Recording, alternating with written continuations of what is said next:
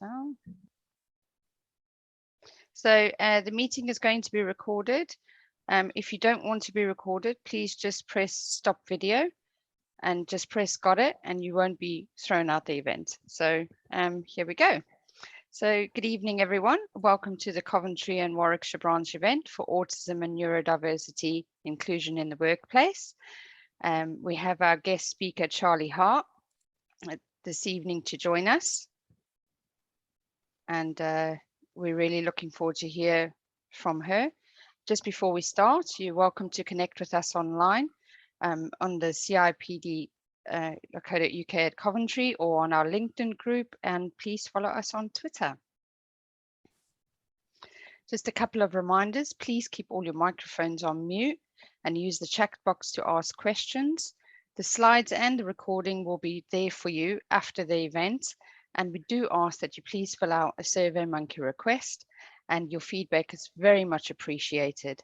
And if you can also please use your full names in the participants list, and we will be able to, at the end of the event as well, share your personal stories as well, which won't be recorded. So we'd love to hear from you after that.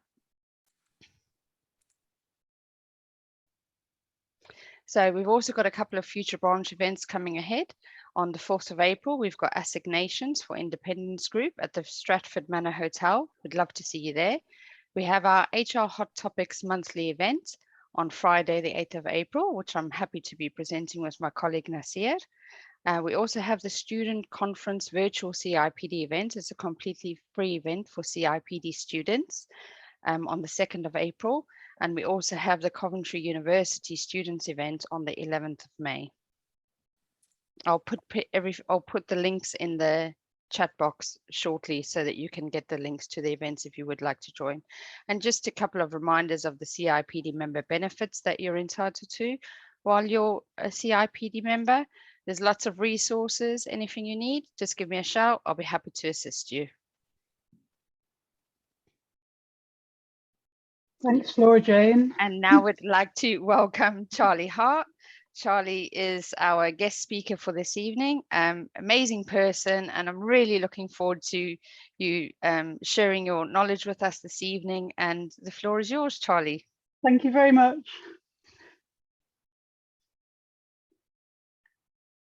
Let's go straight to the first slide, I think.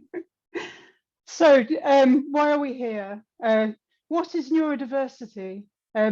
You've probably got some ideas about what neurodiversity is. Can you type them into the chat, and then we'll progress to the next slide, and I'll tell you what I think it is.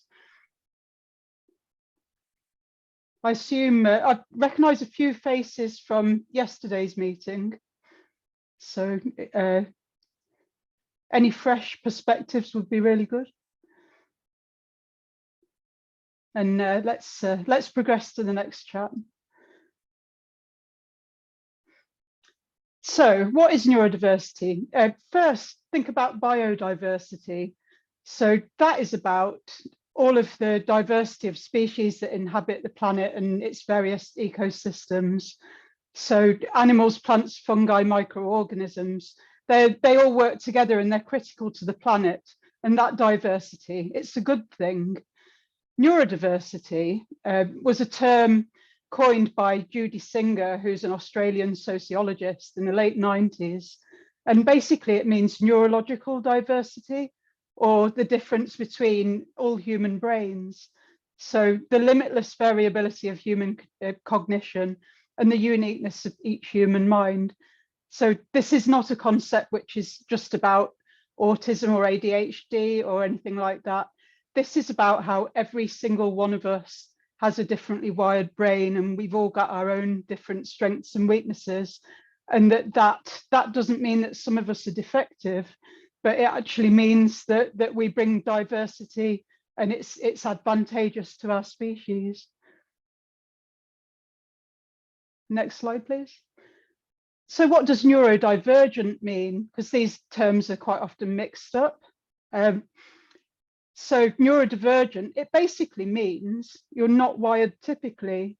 So I don't think there's any such thing as a standard typical person, but if we are neurodivergent, it means that we are different from the norm. So if we can have the next slide, please. So here's some examples of ways which somebody can be neurodivergent and different from typical. So we could have autism, ADHD, dyspraxia, dyslexia, dyscalculia, PDA, acquired neurodivergence. So this gets overlooked quite a lot. So you could have different wiring because you've had a stroke or accident-related brain injury, or a mental health condition which does make long-term changes to the neural pathways. So that could be OCD, bipolar, does change the way that our brains work. Could be Tourette syndrome. This is not exhaustive. And also it can be more than one of these things. Us humans with our very unique brains, we don't fit neatly into one pigeonhole. The next slide, please. So this, I'm not going to read out this entire slide, but this is from Professor Amanda Kirby at Do It Profiler. And it's just a visual that explains that a lot of the different neurodivergent conditions do have similarities and overlaps, and some of the traits that we see and some of the strengths and challenges are common to each neurodivergent condition. The next slide, please. So why me? Why am I talking about this? Why am I an HR analyst talking to a bunch of HR people about this? Why does it matter to me? So this is a story about a girl. Obviously, you probably recognise her, but this was a girl who was a bit of a loner, picked on at school for being weird and different, never part of an in crowd. She had a brother who was autistic and ADHD with quite profound learning difficulties, went to a bunch of special schools and where he never quite fitted in anywhere because he was such a unique individual. But this girl was clever and bright and full of potential. The teachers expected her to really excel, but she always struggled with things that her intellectual peers took for granted, and daydreamed a lot and stared out of the window a lot and really couldn't focus on things that she wasn't interested in. But the things that she was interested in, so for instance, the band Extreme, all of the British birds, she could learn everything about these things and really focus on them. So obviously this is me. I went off to university. I'd been bullied at school for being weird, different. Square is the word they used to use, because I was quite clever and quite posh as well. So I would get called Square. So a little later on there's a picture of me when I was 20. I'm desperately seeking approval and masking and trying to fit in, trying way too hard, trying to gain acceptance, proving the bullies wrong. So I really didn't get on well at university. I floundered, I would say. I hung around with bikers and rockers and really didn't do any studies at all. I wasn't equipped for studying. I'd always just been able to focus on the subjects that I was interested in, but hadn't learned the discipline of actually starting something and getting through a piece of work and floundering without the help of my parents. So I ended up leaving university at the end of my first year. I'd passed all my exams, didn't do any coursework, so I failed. Had a string of really unsuitable jobs, and eventually I was really lucky because I landed in HR and discovered that I'm really interested in people and people data. But I struggled with things like meeting behaviours and tact and diplomacy and office politics and that kind of thing. No idea why. Again, like I had no idea why I was struggling at university. I had no idea why I was struggling in the workplace either. Remember, I was the bright one with all the potential. It was my brother that's the autistic one. So forward wind a few more years and I've found my niche. I'm working in HR, but in a systems and project role and really thriving. But every now and then I was getting hit with what I thought was clinical depression. It tended to come out of a period with a lot of work-related stress, often with conflicting projects. And I just hit an absolute wall and could could barely shower and brush my hair, let alone performing my role. And this would cycle round. And then my eldest son, when he was 14, I took him to a psychiatrist about anxiety. And the psychiatrist said, actually, what he's describing, it's not anxiety, it's something way more profound than that. It's something way more extreme. He's talking about autistic meltdowns. And so, yes, he's anxious, but the underlying cause is actually autism. So I went away and did some research, and pennies were dropping left, right, and centre. And finally, I realised that there is actually a concrete reason that I struggled with things that my peers took for granted, that I was basically swimming against the tide and running uphill all my life. And I embraced that diagnosis when I was identified as well. And I embraced that diagnosis. I was open about it at work. 42 years old I was, and I'd struggled all my life. And suddenly there's the mitigation.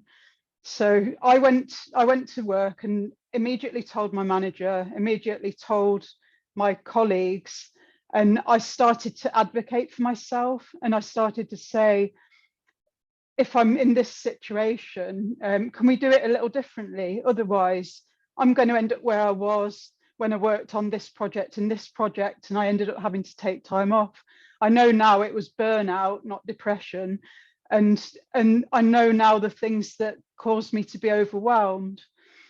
And basically, I threw myself as well into advocacy. So I talk on social media about my own experiences and the experiences of friends and family, and what I've learned from the online community, and how I can relate that to the workplace as someone that works in HR. And I've also started working with Autistic Inclusive Meets, AIM, on the part of their organisation that supports young people that are neurodivergent and also LGBTQIA as a charity job on the side. So that's my story. So moving along. Flora Jane, why is this subject important to you? I'm just going to unmute myself there quickly. And can you all hear me? Yeah. Yeah. Okay, cool. So for me, this is a little bit of a personal matter as well. I just thought I'd introduce myself as well quickly. My name is Flora Jane Lynch. I'm CIPD Student Engagement Lead for the Coventry and Warwickshire branch. I've also recently completed my CIPD Level 5 at Coventry City College.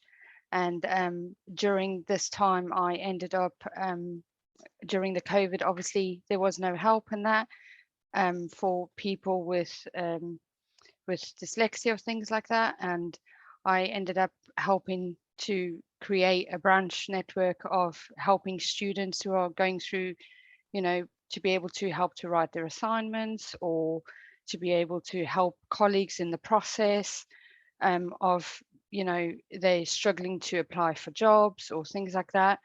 And so one of my little big campaign things is to, for example, for recruiters to share the questions when that person's applying, if and not just only for someone with neurodiverse or autism or dyslexia, it's also just share it for everyone. That way it does make it equal for everyone. And think about your recruiting processes, your induction processes, because not everyone thinks the same, not everyone was born the same, and everyone thinks differently. And so for myself as well, in all of this as well, my brother, for example, he has severe dyslexia and severe ADHD, autism, dyspraxia, you name it, he's got it. And then only recently, a couple of years ago, he found out he's got cerebellum as well. So I'm always doing my brother's CV for him because he just can't type, for example. And, it's like, it's really a personal thing for me as well, because it feels like sometimes recruiters still don't seem to understand that, people struggle, when you've got 20 boxes and someone with a neurodiverse capability, not a disability, is not able to fill in those boxes, it kind of doesn't really make the process easier. So yeah, that's why I'm here. So, you know, if you are doing an assignment and you're struggling on how to think about it or think critically about it, you know, I'm really happy to support you.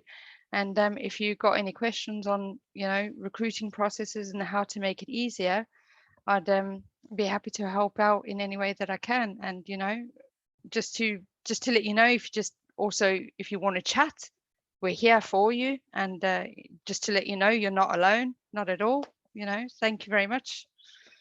Thanks, Flora Jane.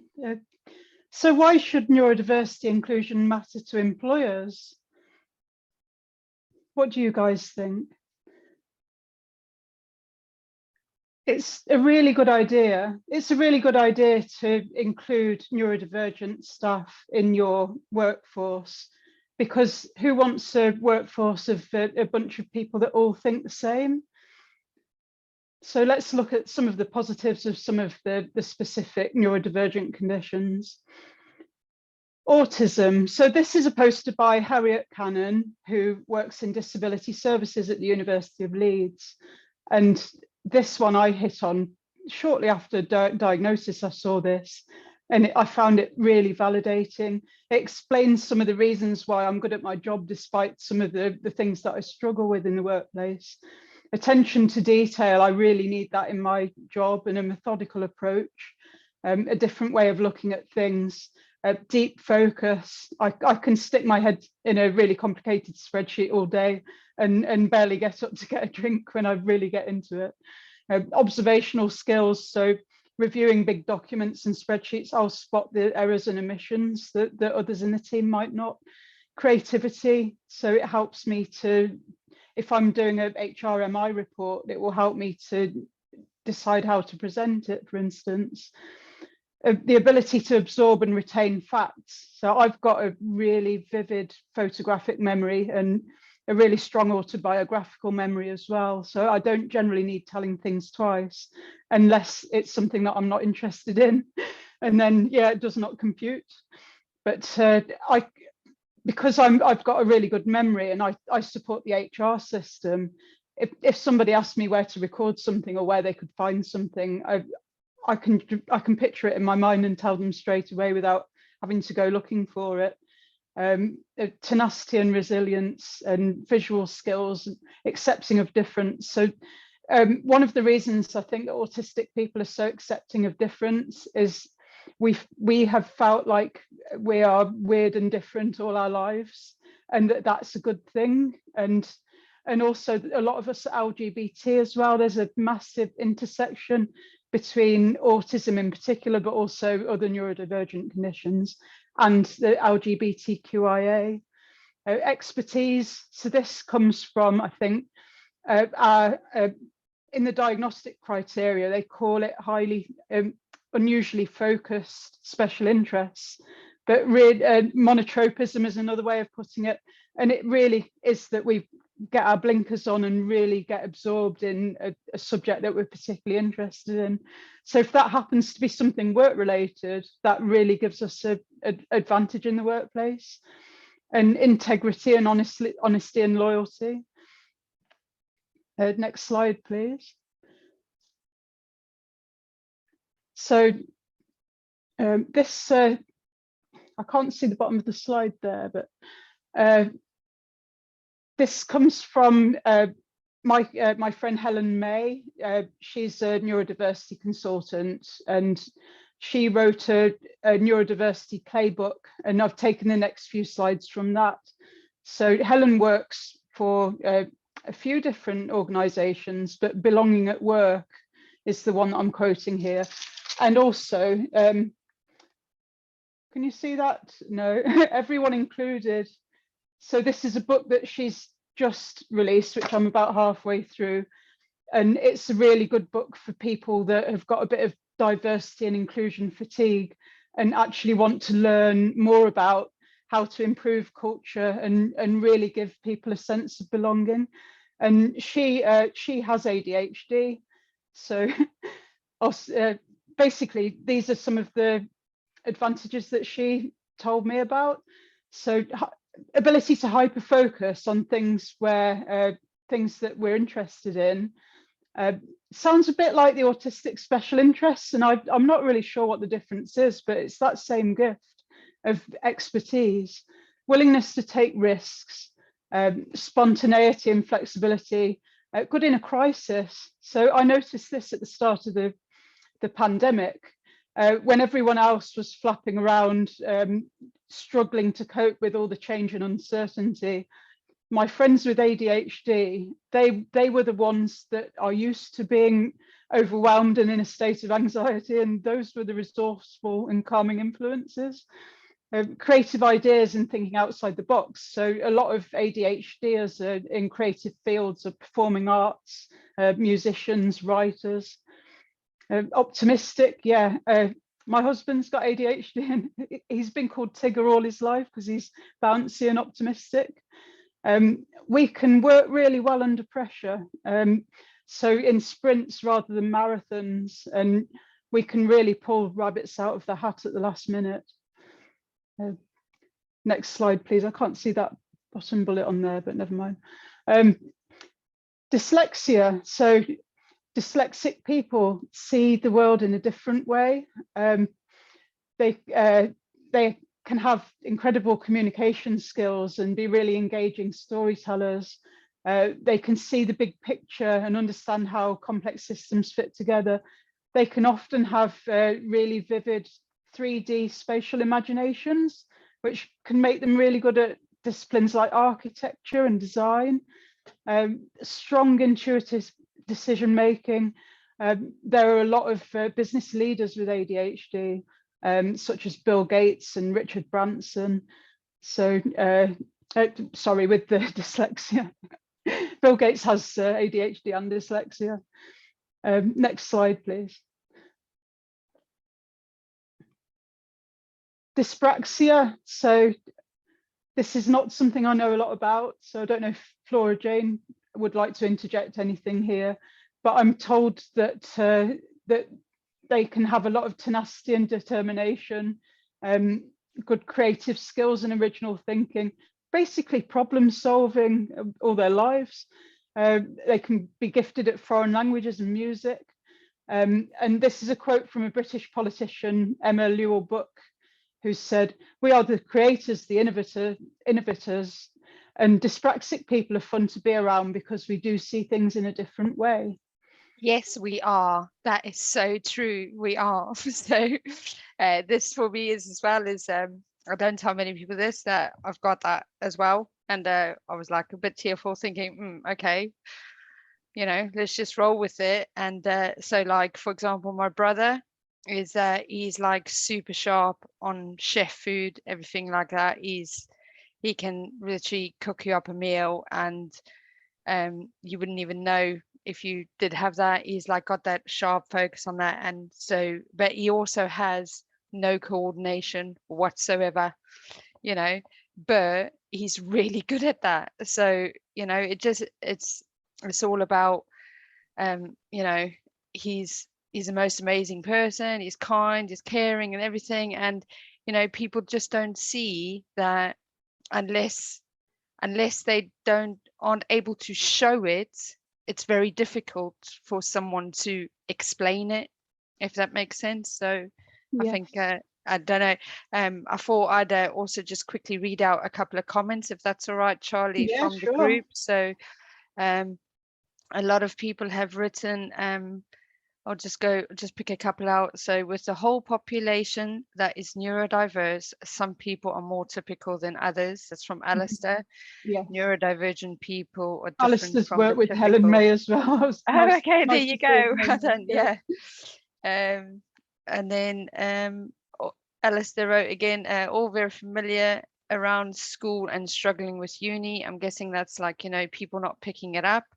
Rachel George has said about increasing the talent pool, and you know, when you're recruiting. And Namesh Patel has written about identifying the risks. And Anna Thomas wrote, bringing a diversity of thought and problem solving capabilities into organizations. Yeah. And Hannah wrote innovation, and because you can't find new things when you only hire the same type of people, and being able to support effectively and neurodiverse people see things differently, and to help and retain employees. Loving it, people. Keep your comments coming. Excellent. Yeah. One thing I've noticed about events like this, they tend to attract a lot of people that are already interested in this subject. Yeah, So yeah. it would be really good to talk to the people that know nothing about it as well. But it's great to see I all do these think we really have a few valuable people comments. on here this evening that you know, haven't like got a broader range. So I think we are hitting the audiences, and we're going to Great. keep campaigning forward. Yeah. So let's have the next slide, please. So I'm not going to read all this out, but yeah, autism, yeah. It's said that 1% of us have got it. That's absolute nonsense. It's really common. It might be 1% of people in the UK have got a formal diagnosis, but for every one diagnosed person, you'll meet another 10 that have got all the traits. And, you know, if it walks like a duck and quacks like a duck, it's probably a duck. So so I would say many more are not diagnosed, but they're just as autistic. They just don't know. They'd just be struggling without the support and understanding they need, like I was until I was 42. And autism it's not a defect. It's a neurotype. It's a natural cognitive difference, a normal variation in the human genome. So again, I'm not going to read all this out, but if anyone did want to go and try and get a diagnosis of autism, this is what the medical professional look like. The medical profession looks for basically a bunch of communication deficits or impairments, as they would call it. I call it communication differences. And then at least two of these things on the right. So the stereotypical repetitive movements. And this is real stereotype stuff, like little boys lining up trains kind of thing. The thinking hasn't moved on in decades. Insistence on sameness and routines and rituals. Hyper or hyposensitivity, so over or under sensitivity to sensory input, or unusual interests in sensory aspects of the environment. So things like being really tactile and stroking silky fabrics and that kind of thing. All of my kids have done that. Restrictive, highly restricted, fixated interests that are abnormal in intensity or focus. So yeah, as I said earlier, that it's expertise. They're talking about expertise and being really interested in something. And to me, that isn't a deficit, it's a strength. But if you wanted to go and get a diagnosis, basically the easiest way to do it is to come up with bullet points that list some of these traits and talk to your GP. And you really have to put aside the fact that they're treating it like there's something wrong with you and just get past that. And then when you get the diagnosis, then you can celebrate it and say, yeah, I'm weird and different, and there's a good reason why. And I certainly found it validating. And that's not to say that it doesn't come with its struggles, but there are some dark clouds and some silver linings for me. Next slide, please. And the spectrum, it doesn't go from not autistic to really autistic. There's no mild autism and spicy autism. It just varies from individual to individual. So each person could have a really specific profile where you look at the different traits of autism, and some of them might be really noticeable or really profound, and some of them less so. And it's a real nonsense if the traits are not that visible to people on the outside looking in. It's a real nonsense to say that that person is high functioning, because as you could tell from my own story, for instance, we can really struggle as well. And just because our issues are not that visible on the outside, so we don't make normal people feel uncomfortable, it's no indicator that we don't still need some support and understanding and compassion. So some of the challenges for autistic adults in the workplace. Yes, we have social differences. I don't call them impairments, but we are socially different, and this can cause us social anxiety. Meltdowns don't stop when you grow up. It's not just something that children have. I had a meltdown in a meeting on Tuesday and had to go out for a run and de-escalate, and then I went back to my desk and I was fine. But it does happen, and if it happens in the workplace, it can be really uncomfortable and quite embarrassing.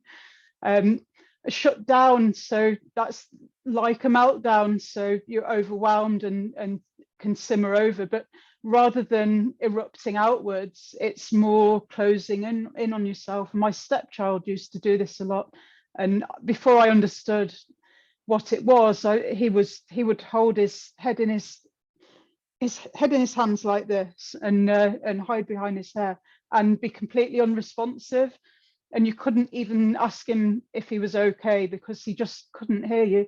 And that's a shutdown. It's like a meltdown, but internal. Autistic burnout, I'll come on to that. Sensory sensitivities, so not everyone has them. I have them when I'm stressed and less so if I'm okay. I've had them more when I was pregnant, and it changes depending on things like hormone changes and getting older and the environment and the pressures that you're under. Intense, highly focused interests. Yeah, I don't know why I've put that on this slide because I still don't think it's a challenge. It can mean that we can't pull ourselves away from it to do some of the other things that we should be doing. Hyper empathy. So this is a real autistic myth buster, because some people still think that we don't have feelings, and actually it's quite the opposite. We might not know how to express them in ways that neurotypical people might expect. So we might not always say the right thing if someone's upset, for instance, but that doesn't mean that we're not feeling the feelings, and sometimes we're feeling them very profoundly. A need for clarity and expectation setting. So I've been struggling a bit at work the last couple of weeks because we're just starting a new project and it's in the discovery phase. So we're trying to work out what will need to be done. And there's not yet any project plan with any clear deliverables. And to me, that's a really stressful situation to be in. So once I get a project plan, I can work my way through and I can slot things into my schedule. Then I'll be a lot more comfortable. And stigmatizing language, the medical model of disability, calling our traits defects. Yes, that can really badly affect our self-esteem, which is why I keep harping on about the positive destigmatizing language.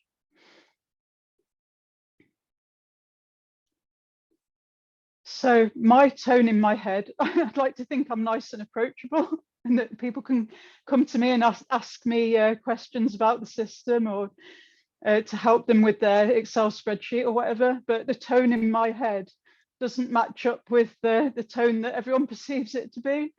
So I have over the years, particularly before I got diagnosed, been accused of biting people's heads off and being brash and abrasive.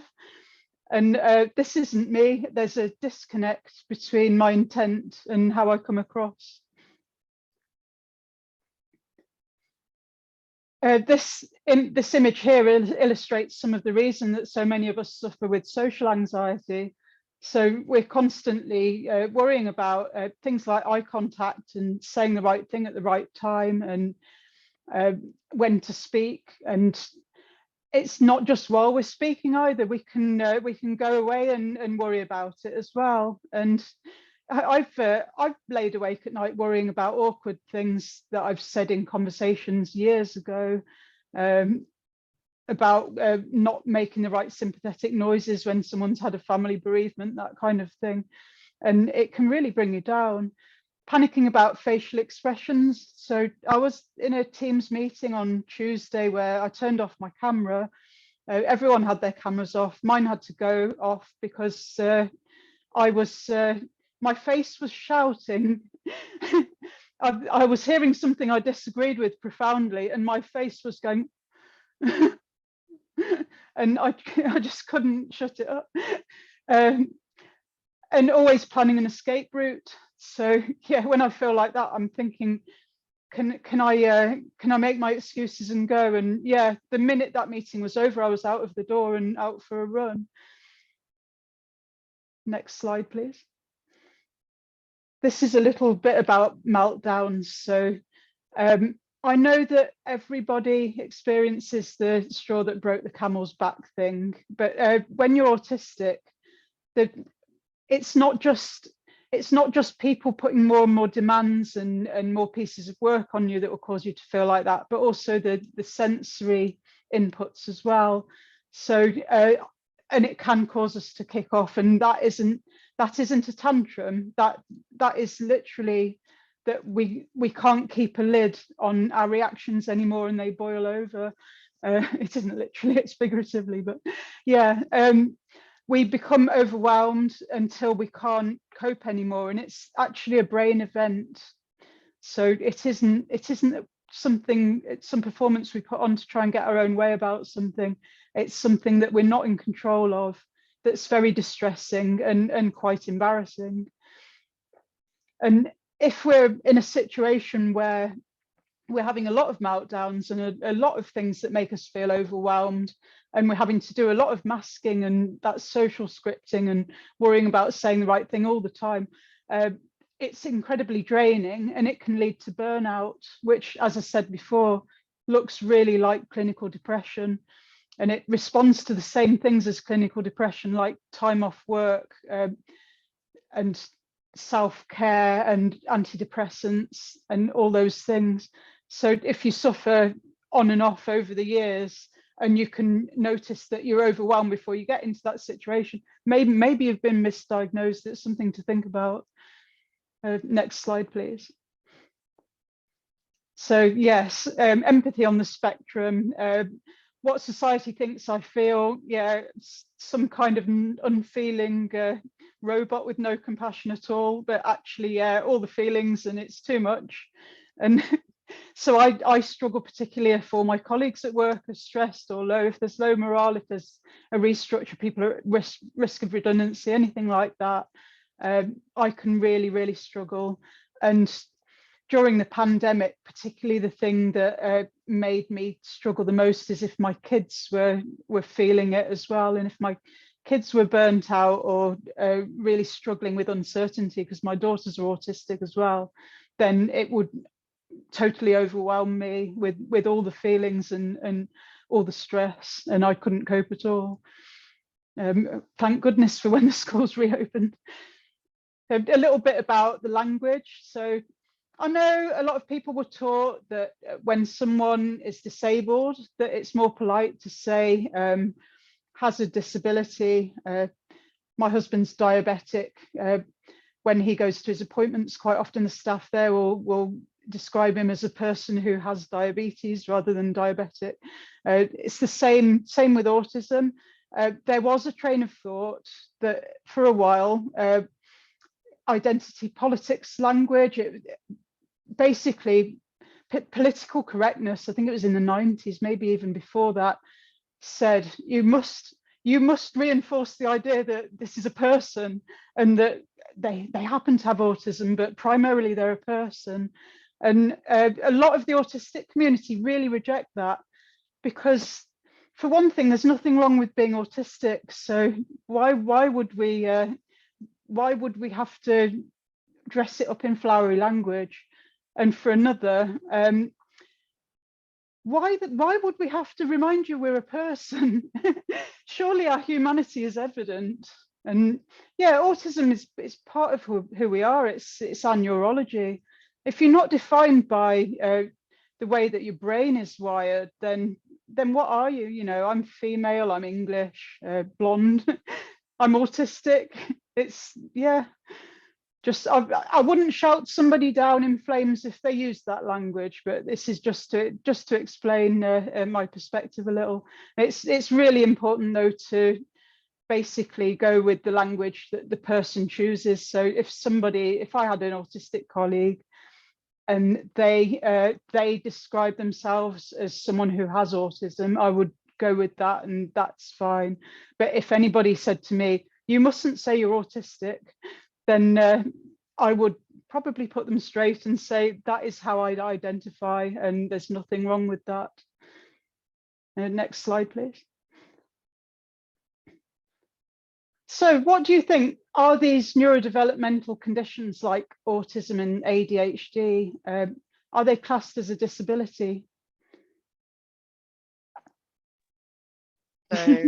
So, Just laughing at Alistair's comment. So many without autism. Yeah, all those people that are tragically lacking autism. Yeah. Disorder, as long as they have a substantial and long-term effect, then yes. I can see there's some 12 months, people in this audience that know their Equality Act. Yeah. So can we have the next slide, please? So according to the Equality Act, you are disabled if you have a physical or mental impairment that has a substantial or long-term negative effect on your ability to do normal daily activities. So there's no list of things that are included or not. It really comes down to the individual, and the onus is on the individual to decide if they think that their neurology is making things difficult for them on a day-to-day basis. So I identify as disabled because, yes, I'm pretty good at my job and I'm married, I've got a nice house, and I can drive, I've got kids. I've basically got my act together, but I really struggle every day. And I'd probably be in a management role. I'd probably be a bit further up the hierarchy if I wasn't autistic, who knows. But despite the fact that I do have the advantages, yes, I do have the struggles. So I am disabled. The advantage of declaring that at work then and being open about it, that protects me from unlawful disability discrimination.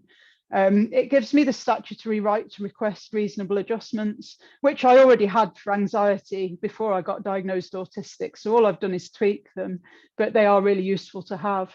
It helps me get understanding and support from my colleagues, and it allows me to role model to others that have got similar neurology.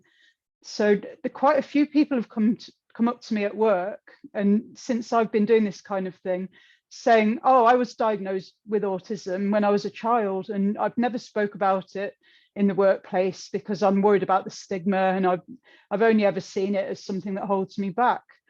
So I've shown them that actually you can talk about this stuff and you can drop the mask and be honest and open, and it can be a good thing, and that I'm okay. I talk about it, and I've been in my job nearly 17 years now, and it's a little bit of a privilege. I know that I work in HR, so my managers in HR and the people that I work with know their Equality Act.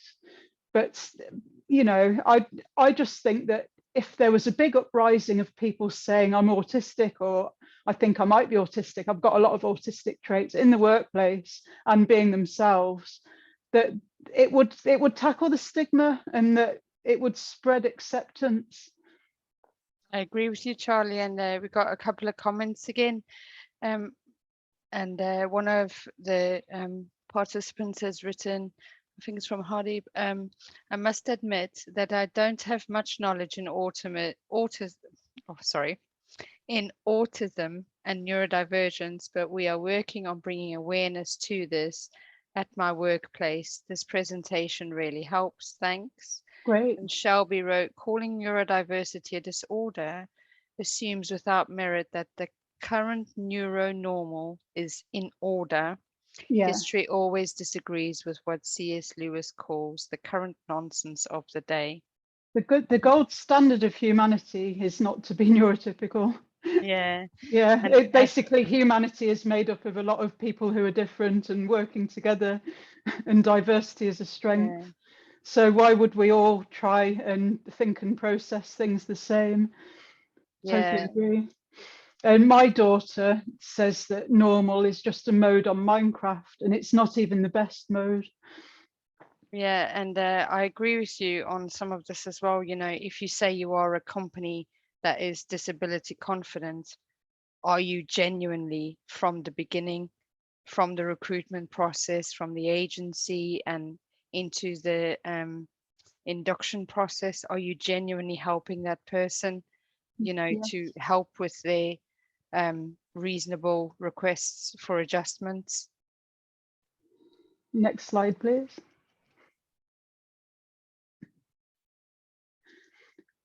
So what is a job interview for? What are we trying to achieve when we interview people for a job? What do you think? Are we trying to trip them up? Are we trying to find out what they've got to say? Are we trying to give them the best chance of telling us what they can do? Next slide, please.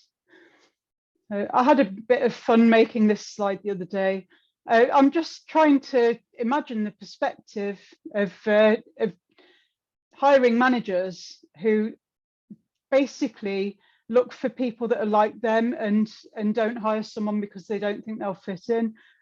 Hiring managers that are not neuro-inclusive. Thanks for your time, but we met other candidates who clearly have the experience and aptitude for whatever job, but who could talk the talk better about being a job.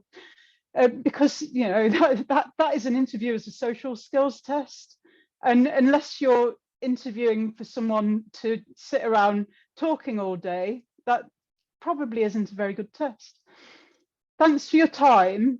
You do appear to have the skills and experience and aptitude for this job, but we're not sure how you would fit in. We hire for culture fit. Yeah, so you hire for a cookie cutter culture where everybody thinks alike and nobody innovates, no one brings fresh ideas and perspectives and challenges. You're not on the same wavelength as me, so I'd rather employ someone less competent than you, but that would always agree with me and never challenge my perspective. So that's really good in an autocratic little company where one person's in charge and the rest are the minions, but it doesn't work in the real world. Next slide, please. What I love about social media, I put these examples on there and somebody created this meme for me, put the cookie cutter down. And others didn't understand what I was trying to say, and they thought that it was a cry for help about needing someone to help me with my communication skills and that I couldn't pass an interview. And that's not where I'm coming from at all. What I'm trying to do is shake hiring managers into being aware that they have an affinity bias, and that they will only recruit people that think like them if they have that kind of not very inclusive recruitment ideal. If we want to be neuro-inclusive, we need to remember to find out what the candidate can do, not just test their social skills. And if the particular role is not involving social skills, then we shouldn't be testing that at all, really. And a lot of the big tech giants that have neurodiversity hiring programs will actually bring people in and give them some tasks and set them to get on with it and see how they do, rather than putting them through a pointless and stressful interview panel. Consider the interview environment. Is it too bright, too dark, too loud, too much background chatter? Yeah, I would really struggle with an interview if I could hear people talking in the background, because I've got no filter, and basically my ears would be constantly pricking up and I would lose my train of thought. Are the interview questions suitable? Are they clear? So this is one of my least favorite questions. When there's two questions rolled into one, why did you leave your last job and why do you want to work here? So while my brain is trying to process the first question and come up with the best answer to that, it's also trying not to forget the second part of the question. Why would you do that? Why would you do that to anybody? That's two separate questions, clearly. And what do you think is your greatest weakness? I find this question discriminatory. Next slide, please. So what's your greatest weakness? Honesty. I don't think honesty is a weakness. I don't give a shit what you think. Yeah. Yes, the reason I say it's discriminatory is because autistic people are more likely to be honest, and we're more likely to have integrity, and we are not going to bullshit and bluster our way out of that question. We're going to give them an honest answer, and that's going to trip us up. So I don't like the question at all, but I really think it's not an ideal question for an autistic applicant. I don't ever advise changing a set of interview questions for one applicant who's declared they're autistic though either, because what if everybody could benefit from the enhanced set of questions? So really what you want is questions that won't trip anybody up, that will just get the best out of every applicant. And next slide, please. Allow extra processing time for candidates to think about the question and formulate their response, or complete a written or technical exercise. I need at least 8 seconds to consider a complicated question, and then some more time to actually make sure that the answer that's in my head is coherent and will make sense when it tumbles out of my mouth. So I really don't appreciate being put on the spot in a job interview. Please don't let that put any of you off asking me questions here, because I will just ask you for more time to think. But in an interview, when we're trying to impress people, trying to make a good impression, we're not likely to say, actually, I'm a bit slow. Can you give me a couple of minutes to think about that? What's the best way around that? Do you know what? Flora Jane mentioned it earlier. Send everyone the questions in advance. I totally understand why you wouldn't want to do that if it was a technical test and you want to test someone's technical knowledge. Yeah, fair enough. But if it's a competency-based set of questions and you're asking the applicant to give you examples from their own work experience, why not take all the time in the world? I've done a couple of HR podcasts recently where I've been sent the questions in advance, and I've had the chance to meet over Teams or Zoom the interview panel in advance. And it's really put me at my ease. And therefore, when I've gone into that interview, I'm prepared, I'm comfortable, and they're going to get the best answers. I think there's still a few people that think that if you give people too much time to think, that they will lie. And I actually think the opposite. I'm way more likely to bullshit and bluster if I'm put on the spot, and I'm way more likely to be honest if I think about it.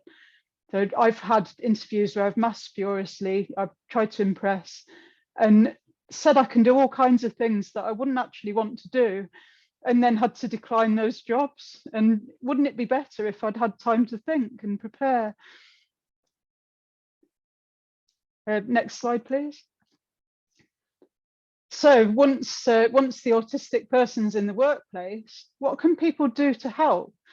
So it would be really bad to shout loud and proud about being a really inclusive employer and having all these wonderful inclusive policies and embracing diversity and meeting all the quotas, hiring quotas, if then once the person has their foot under the desk, they're not getting the support they need, and they're not getting the understanding, and they're being judged by neurotypical standards all the time.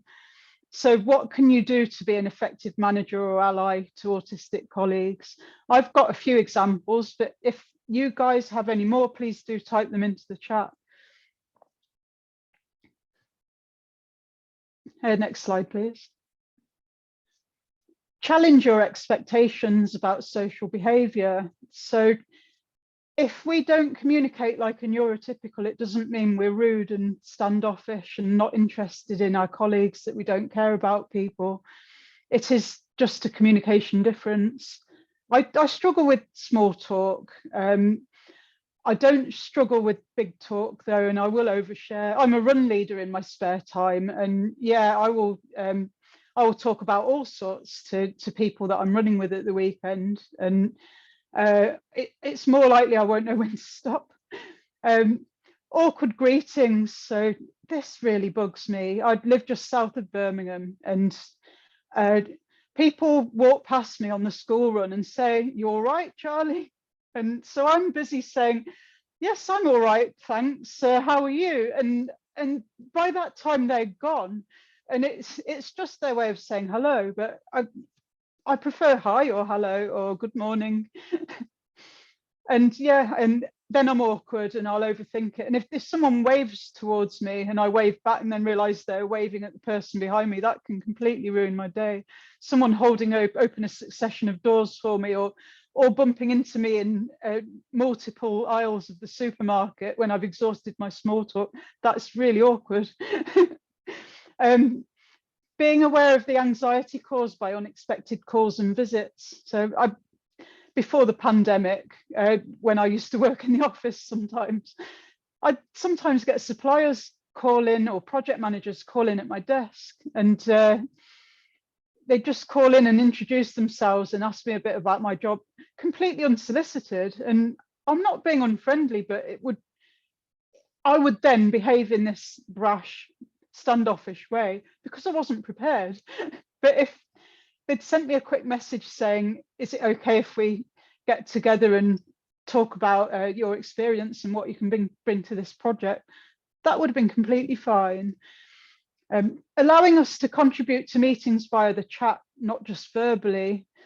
So I was in a project team meeting earlier where I was a bit worried about meeting behaviours because there was a supplier there and my manager's manager was there, and I just felt a little bit anxious.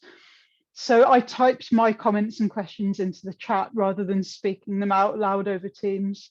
And that was really, really helpful to me. And sometimes I think that can be frowned upon. And this one isn't just for autistic staff, it's also really helpful to introverts as well. And some people like to read the comments in the chat as well if they don't process the spoken word as well as the written word. And let us know when to stop talking if we've dominated the meeting because it's about something we're passionate about. Don't try and catch our eye or nudge us, and please do just say, "Thanks, Charlie, we've heard a lot from you, but now can we hear from such and such?" Because that's fine. I'd much rather somebody spoke plainly than dropped hints that I might not pick up. I saw a comment come in on the chat there that intrigued me. Was it about the stop the awkward? No, I can't see it now. It goes, "I am researching the End the Awkward campaign and encouraging people to ask questions about what our colleagues need, rather than assume to know or avoid working with colleagues." Sounds really good. I'd be interested in hearing more about that. Yeah. Next slide, please. Be accommodating to our sensory sensitivities. So quite often I need my headphones on in the office and to listen to music. And this isn't some sign that I don't want to talk to people. It's that I can't cope with the rumbling of the air conditioner. And if I'm surrounded by people that have got a low morale or they're bitching and moaning about something, I don't want to hear it because it would drag me down due to hyper empathy that we talked on earlier. Sometimes sunglasses if there's a bit of a glare. I'm really lucky actually because we're refurbishing our office, and when I do go back to it 1 to 2 days a week, it's going to be muted colours and it will have lower ceilings and more sensory friendly lighting and things. But the cube where I work, before that it was all glaring white surfaces everywhere and not much soft furnishings and a lot of rumble of the aircon. Different people have different sensory issues, but those are mine. Always ask people if there's something that you can do to help make them more comfortable. Avoid meetings in noisy areas with everyone talking at once. I've been in meetings in open plan areas where autistic colleagues have really looked like they're about to have a major meltdown and flee because everyone has been talking at once with a lot of background chatter as well. And that's a really awkward situation to put us in. Allow comfortable clothes or shoes. I'm quite lucky because I'm female and I can wear basically long sleeve t-shirts or t-shirt dresses and tights and boots and get away with it. But I think it's harder for some people, especially if they're wearing a tie or a shirt and collar. And if we're not in a customer facing role, and it wouldn't actually matter if it was a bit more informal, why enforce a dress code like that? Lower lighting and anti-glare screens can make a big difference, and the muted colours in the decor that I touched on before. Using universal design principles when designing workspaces. So universal design I touched on earlier. This is about making things better for everyone, regardless of their individual needs. But then you can also employ design features where there's different kinds of seating to suit different people, and different types of meeting rooms. So some of them might be a lot more soft furnishings and a lot more noise absorbing. Next slide, please. Help us not to become too overwhelmed. So noticing the signs of overwhelm. I talk really fast when I'm getting stressed, and my face shouts a lot. And my manager, obviously she doesn't see me all the time because I'm usually working from home now, but if I was in the office and she saw me getting like that, she would most probably send me for a walk around the block. And sometimes if I feel like I'm starting to get burned out, I might ask for an extra home working day at short notice. I don't expect to do that on company time. I would take a day of annual leave, but the fact that I can take it at short notice and be honest about why makes a big difference. Avoid anxiety inducing wording like popping in, can we have a quick chat about sometimes to an anxious mind that can be really intimidating. And if you actually put what it's about in the invitation, or just brackets, don't worry, it's not a bad thing, that can really help. Avoiding too many different pieces of work all at once, and not interrupting us when we're engrossed in something complex, because it can take a lot to pull ourselves out of that and go and do something else and then get back into it. And I don't know about you guys, but I can't cope with a half-hour gap between meetings because it isn't long enough to get my head stuck into something before I have to pull it out again. I'm conscious of the time now, but I think I'm coming to the end. Next slide, please. So, neuro-inclusive culture, it's about trying to create a culture where belonging is more important than fitting in, fostering a culture where everyone belongs just by being themselves, and people are empowered to embrace who they are as individuals. Next slide, please.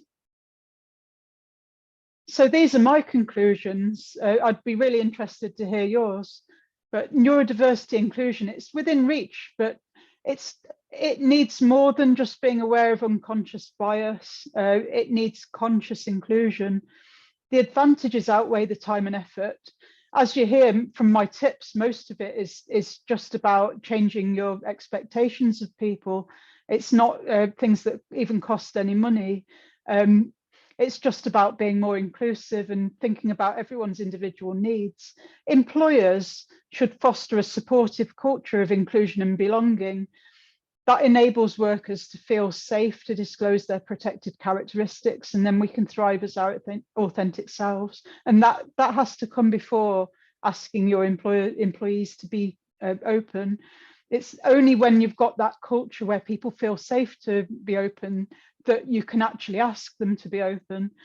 But only by being open about our differences can we expect understanding, acceptance, and support. The next slide.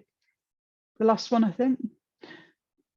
Yeah, so if you'd like to learn any more from me, I do have 3 Facebook pages and a LinkedIn profile where I post quite a lot of neurodiversity advocacy type content.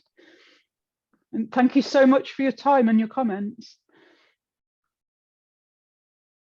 Wow, thank you so much, Charlie. That was absolutely amazing.